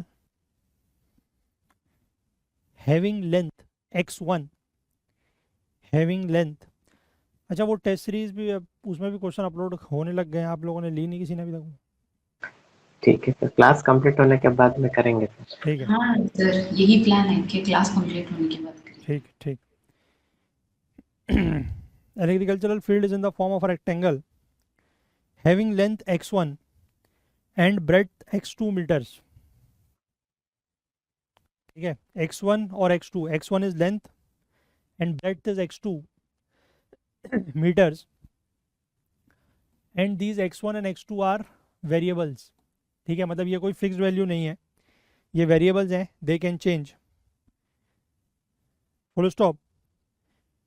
if x1 plus x2 is 40 meter, if x1 plus x2 is 40 meter,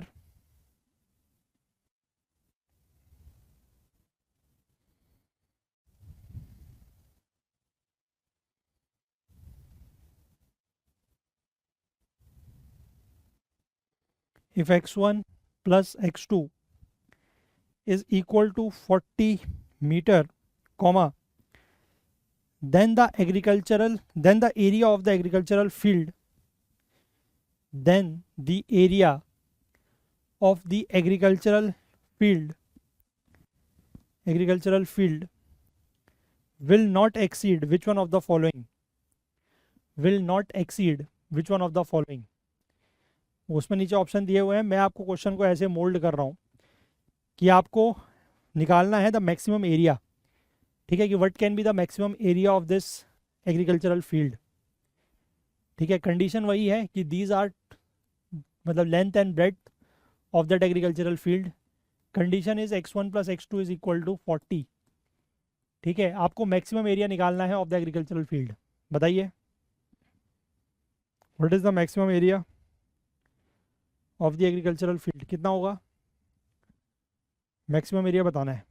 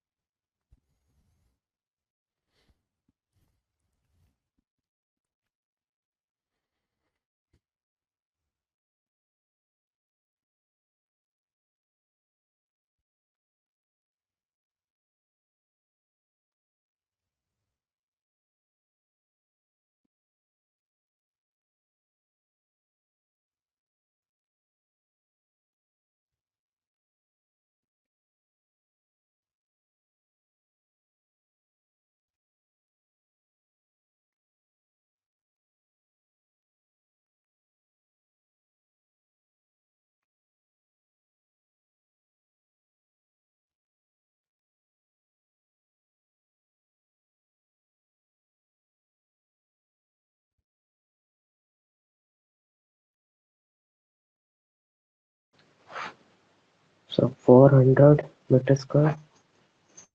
400 metre square. हाँ sir.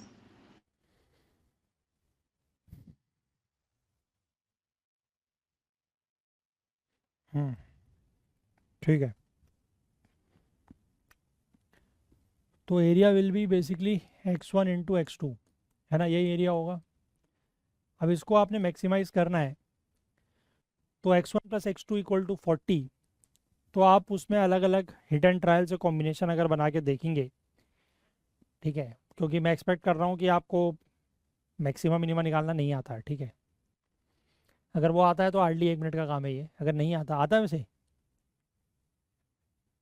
Maximum minimum निकालना आता है? Maximum multiplication करना है ना, क्या करना है? मल्टीप्लिकेशन। मल्टीप्लिकेशन तो करना है, मल्टीप्लिकेशन करने के बाद उसका मैक्सिमा किस पॉइंट पर होगा, कैसे निकालोगे? मैक्सिमा कैसे निकालते थे? 11th 12th सर, में पढ़ा होगा यार, याद नहीं सर। भूल गए? हाँ सर, अरे डिफ्रेंशिएट करके नहीं निकालते थे? चलो डिफरेंशिएट छोड़ो, ओके। इसलिए मैं कह रहा हूँ रहने दो, इतना दिमाग में मत लगाओ। अब देखो x1 और x2 की जो वैल्यू है वो आपको ध्यान रखना है कि प्लस करके 40 होनी चाहिए। ठीक है, यानी कि अगर आप इसकी वैल्यू को 1 और इसकी वैल्यू को 39 लेते हो तो एरिया विल बी 39। इसकी वैल्यू को 2 और इसकी वैल्यू को 38 ले हुए तो एरिया विल बी 76, है ना।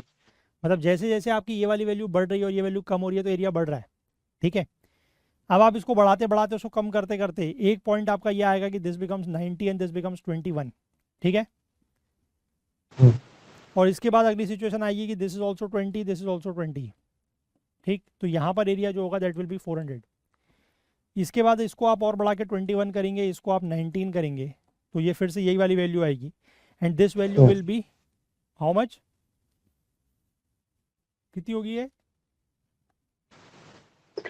389। 389 ही होगी ना। तो इसके बाद अब वही आप जैसे जैसे इसको बढ़ाते जाओगे, इसको घटाते जाओगे, तो ये वाली वैल्यू जो यहाँ पर है वो रिपीट होने लग जाएंगी।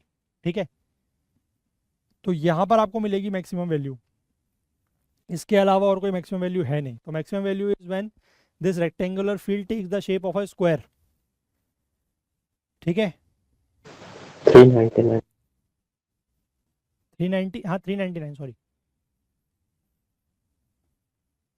ठीक है, तो 20 क्रॉस 20 में यानी कि 400 पे ही इसकी मैक्सिमम वैल्यू होगी, है ना, कि when this rectangle takes the shape of a square, तो maximum area will be 400 metre square. Clear है बात? Yes sir. बाकी अगर इसको डिफ्रेंशिएट करके आप कर सकते तो बहुत बढ़िया था, लेकिन नहीं कर सकते हैं तो कोई बात नहीं। चलिए नेक्स्ट क्वेश्चन एक और लिख लीजिए आज के लिए, लास्ट क्वेश्चन। ये वाला क्वेश्चन जो है ये भी PYQ है, ठीक है, 2016 का क्वेश्चन है ये। एक और लिख लीजिए, that is also a PYQ। 12 equal squares, 12 equal squares are placed to fit in a rectangle, are placed to fit in a rectangle of diagonal 5 centimeter. 12 equal squares are placed to fit in a rectangle of diagonal 5 centimeter. The diagonal of the rectangle is 5 centimeter. उसके अंदर आपने 12 squares fit करने हैं, ठीक है, full stop. There are three rows containing 4 squares each. There are 3 rows containing 4 squares each. Full stop. No gaps are left between the adjacent squares. No gaps are left. No gaps are left between the adjacent squares. Adjacent squares के बीच में कोई gap नहीं है. There are no gaps between the adjacent squares. Full stop. What is the area of each square? What is the area of each square? What is the area of each square?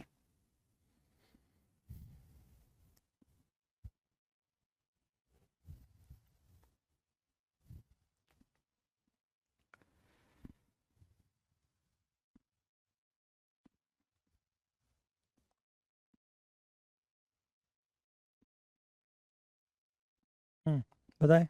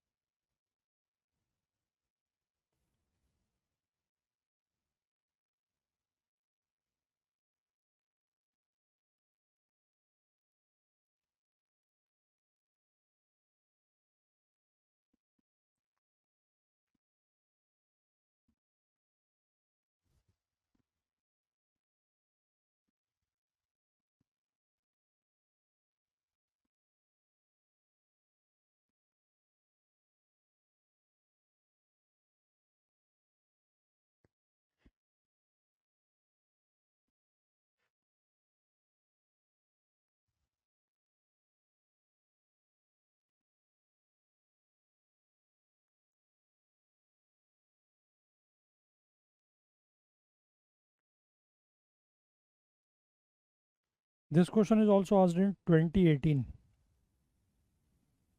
2018 में पूछा गया है ये।